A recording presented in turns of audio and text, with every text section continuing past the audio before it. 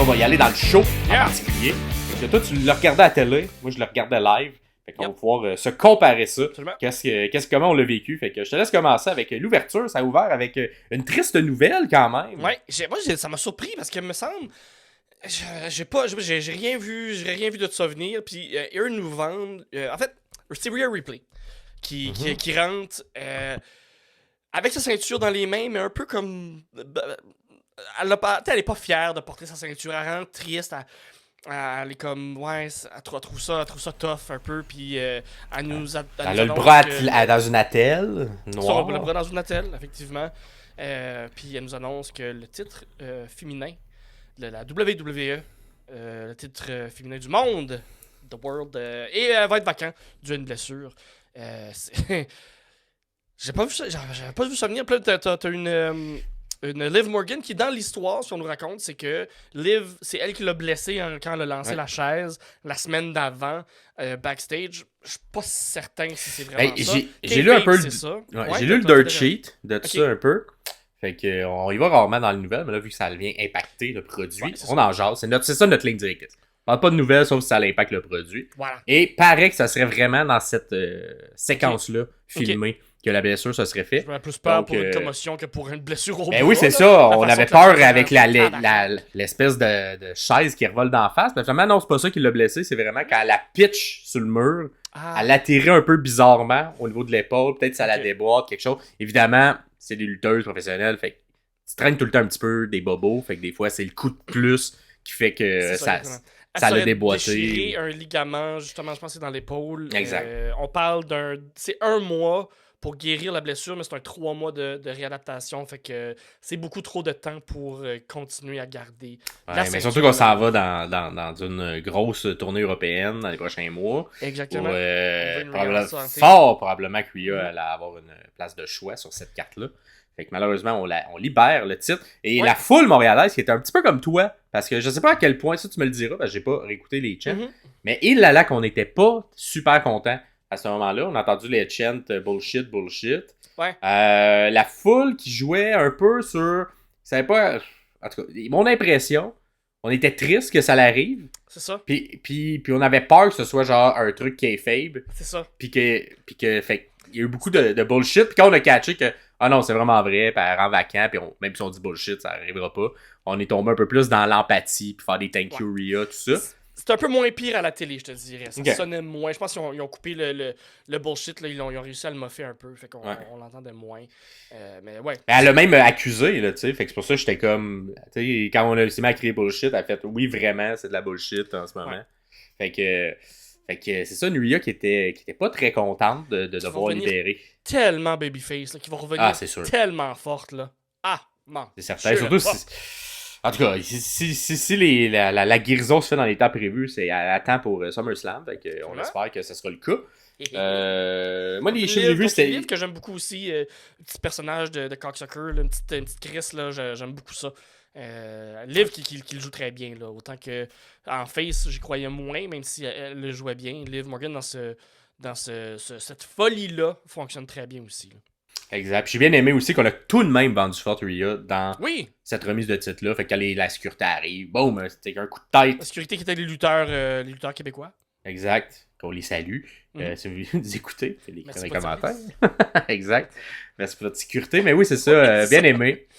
Bien aimé. Des beaux selles. C'est une mamie très, très fâchée. Fait qu'on espère que c'est le plus court possible. Moi, j'ai vu que ça pourrait aller jusqu'à 4 à 6 mois maximum. Fait que si c'est le cas, ben, on va se rendre jusqu'à Survivor Series. On sera de retour pour le Road de l'an prochain. Fait qu'on va voir. Par la suite, prochain match, prochain segment, on a eu... Ça, t'as dû pogner de quoi en tabarnak, là.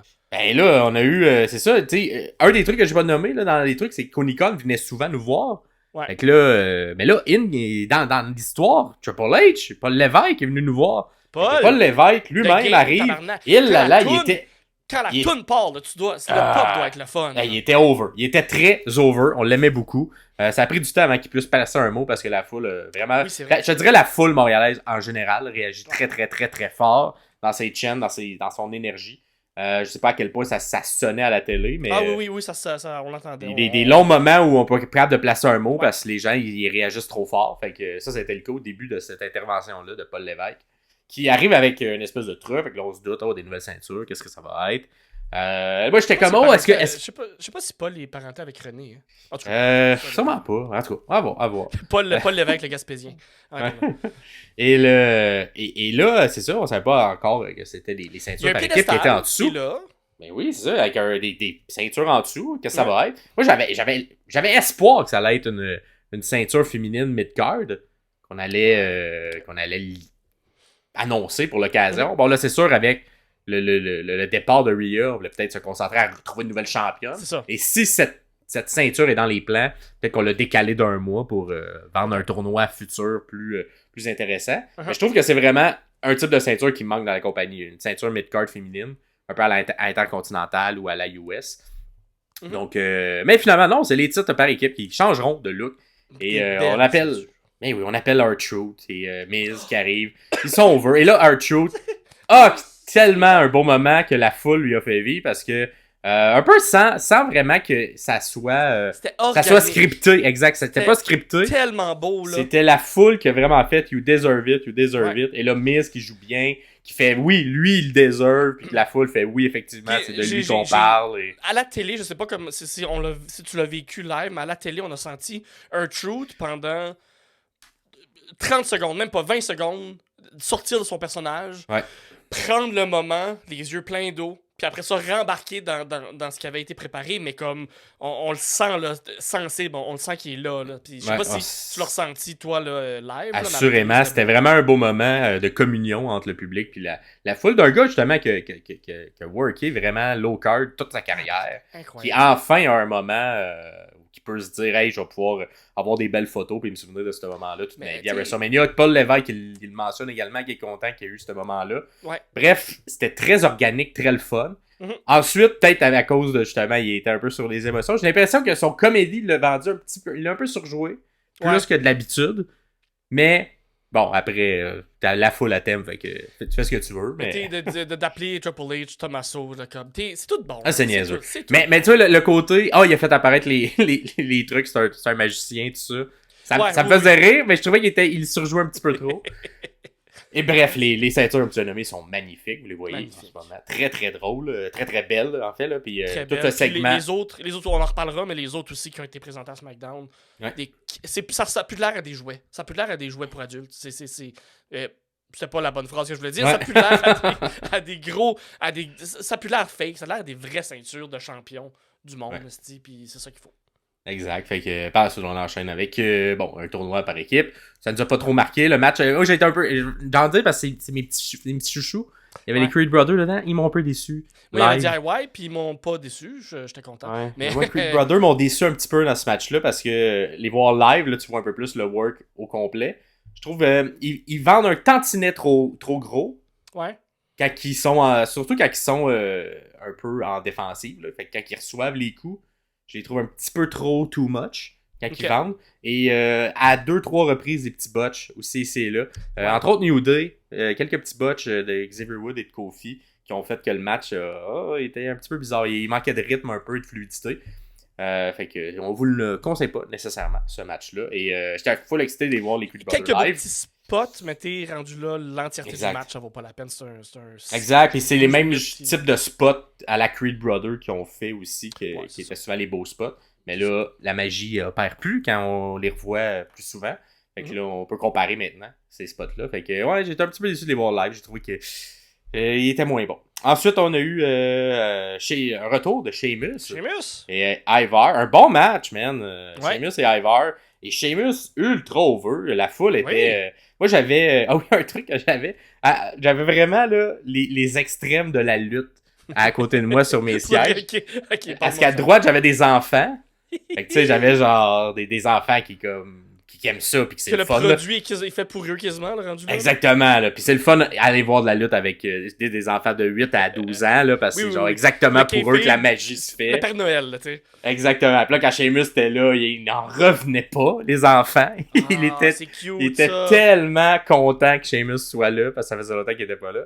Et de l'autre côté, j'avais un espèce de père et son fils, mais adulte, et qui avait l'air... Là, je sais pas si c'était ça, mais ça avait l'air genre 2 ex-militaires Et ils n'ont souri à aucun moment de tout le show. Même quand Sami, rien, les bras croisés de même. Ils regardaient le show. Ils étaient heureux, mais ils étaient heureux en dedans. Ils ont pas fait de chant. Ils ont pas rien fait. Ils vont mourir d'un cancer. Eux autres, tabarnak. En tout cas, c'est ça. Tout se vivait en dedans. Fait que j'avais vraiment les deux extrêmes. Puis, dans ma section, j'avais quelqu'un qui a décidé de jouer un petit peu avec les enfants. Fait que faisait exprès de faire des chants pour les méchants. Pour un peu baiter les enfants. Et là, les enfants réagissaient encore plus fort. Et là, ils se battaient contre le monsieur qui prenait pour les méchants. Wow, quelle expérience pour les kids. Fait que ça, c'était super drôle. Puis là, on embarquait un peu du côté des gentils. Puis la personne dans le public du côté des méchants. Fait que tout ça était le fun. Mais bref, du côté de ce match-là, Ivar contre Sheamus. Un Sheamus ultra over. Ouais. La foule l'aimait beaucoup. Puis j'ai senti lui aussi une émotion. Je sais pas si ça l'a vécu à la télé, mais... Pas tant. OK, mais live, là, tu sentais qu'il était ému de cette réaction-là du public, puis qu'il était content de la recevoir. Mais tu vois, c'est que à la télé, quand il est sorti, puis c'est pas... peu importe, il a le droit de vivre sa vie comme il veut, puis ça nous regarde pas. Mais vu qu'il est arrivé en surpoids, d'après ce qu'il nous a montré tout le long de sa carrière, il est juste moins cut qu'il a déjà été. Il est moins bâti qu'il a déjà été. C'est tout ce que je veux dire. Là. Il peut m'en calisse de comment il a de l'air. Là. Mais c'est quand il est sorti, il avait pas l'air aussi en forme qu'on sait qu'il peut l'être ou qu'il a déjà été. Puis moi, ça a joué que ça m'a fucké parce que j'étais comme... Il savait-tu qu'il revenait? Est-ce que c'est ça qu'il voulait? Est-ce que là, moi, je parle, c'est moi qui parle dans ma tête. Fait que l'émotion, j'ai pas eu le temps de la sentir, ou j'ai peut-être passé par-dessus à cause de son physique. Fait que tu vois que je suis quelqu'un de très... moi, de mon bord, zéro remarqué ça. Fait que c'était, tu sais, il est de loin aussi. Ben, c'est ça. On peut-être pour ça que justement, t'as vécu l'émotion différemment. Exact. À la télé, c'était évident là, que... Il a mangé plus, mais tu sais, une blessure au cou, tu peux pas t'entraîner, tu peux pas forcer, tu peux pas lever des poids comme tu veux. Parce que me semble, c'était au cou, c'était une épaule, je sais plus exactement, mais tu sais, il y a des genres de blessures où ben l'entraînement elle est plus difficile, puis veut pas, voilà. Mais je veux pas shamer le corps. Shame pas Sheamus, là. Shamer Sheamus, c'est pas ça que je veux faire, mais c'est ça. Fait que. Il était, bref, il était très over, puis il est très... ma tombe, puis, ouais. Il était très over, il était très le fun. Ben, good, oui. Puis je sais pas si ça, c'est le match a commencé, vous êtes arrivé après la pause, mais en début de match, il y a même eu des gros chants face à Sheamus, qui fait qu'ils n'ont pas pu commencer le match. Fait que ça a été un peu la règle de ce Raw-là à Montréal. Les gens, quand ils aimaient quelqu'un, ils l'aimaient beaucoup. Et on aimait également, lors du prochain segment, on a eu Cody Rhodes qui est arrivé à Montréal. Très over. Comment t'as vécu ça? Comment ça s'est passé, Cody Rhodes?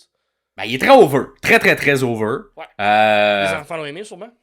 Ah, les enfants l'aimaient. Tout le monde l'aimait. Je te dirais ça, tout le monde l'aimait. Même mes amis militaires à gauche. Ben oui. Ils ont rien fait, mais ils ont sorti la caméra pour le filmer. Fait que c'est le seul moment où il y avait de l'excitation réelle. La seule émotion qu'ils ont vécue, c'est la caméra. Exact. Sortir un cellulaire et filmer. Fait que non, il est très over. De la misère à... Tu sais, c'est genre ultra babyface, ultra apprécié. Parlant français, un bon français. Quand même un bon français. C'est pas la meilleure promo ever, mais j'ai juste pensé qu'il était ultra over, y compris à Montréal. J'ai presque... Je dirais pas jusque-là, mais tu sais, versus Sami, ça ressemblait, là. Okay. Au niveau d'appréciation du public, là, on sentait qu'il était quasiment... qu'il venait de Montréal, là. Fait que... un bon... là, il passe sur des dad jokes. J'ai hâte de voir s'il installe ça dans son personnage pour vrai ou c'était juste pour le moment. Ouais, c'est ça. On va voir. C'est ça. Mais c'était quand même un bon petit gag de We're gonna yeet again. C'était bon. Et ensuite... Miz aussi, parlant de français, Miz qui a parlé français aussi, on sait tous, sa femme est montréalaise, en tout cas, elle est montréalaise, en tout cas, elle est québécoise. Ouais, montréalaise. Maryse Ouellette. Ouais, on a eu on veut Maryse à quelques moments en chant. Il y a un chant que j'ai pas compris. À la télé, ça devait être ça qui était... C'était pendant le tournoi Tag Team, fait que, où c'était un petit peu moins bon. On a écrit « On veut Maryse » et Miz s'est levé et a fait « Oui, on la veut ». Et on a eu des pas gentils comme chant. Et lors justement du Yeet Master, Jey Uso, dans son match, une partie de la foule, au lieu de chanter Yeet, chantait Guy. Fait que c'était Guy, vu qu'on est au Centre Bell et Guy Lafleur a été une grande vedette. Fait que ça ressemblait à Guy. Qu'est-ce que je vous aime, les fans de lutte. Ça, c'était quand même